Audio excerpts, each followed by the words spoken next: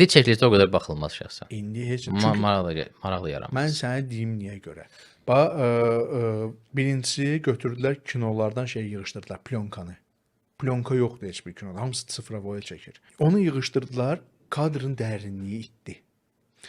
Sıfıravoyu götürdülər, effektləri bol eləyir. Hə, yaşıl xromakeyi çəkdilər, qoydular ora, nə bilim, buradan filan şey aşır, oradan filan şey aşır. Adicə alovu partlayışı belə çox belə nə bilim silikonovu gəldi adama da inandırıcı deyil. Bax misal üçün baxırdıq biz sənə o vaxtı, o vaxtların kinolarını Schwarzeneggerin, Stallone'nin, Van Damme'ın, Bruce Willis'in, Chuck Norris'in, Jackie Chan'ın, Bruce Lee'nin, Jet Li'nin, qardaş bunların hamısının filmlərində çatlama, partlama real idi. Pirotexnik işləyirdi. İndi heç kəsə ziyan dəyməsin, heç yerdə pırt-zırt olmasın, götürək məndən qrafika ilə qoyaq hamısını. Baxqayan lüboy bir CGI bol olan bir filmdə alova. İnandırıcı deyil bunlar hamısı.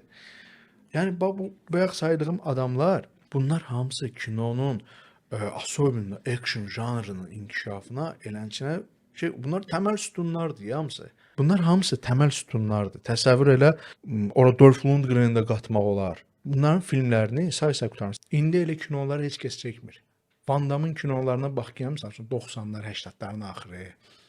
Elə kinoları indi heç kəs çəkmir. Van Damme özü ağlayırdı intervyuda ki, mən deyir, Bolo ilə Kravav sport kinosunda döyüşümü bir günə ya yarım günə deyir çəkdik.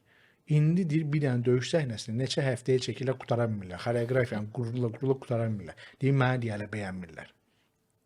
Stallone kimi. Stallone kimi. Stallone handa personajları yaratmış bir insandı. İndi Tulsa King serialında çəkilir. Gangster oynayır, böyle hərəkətlər zaten.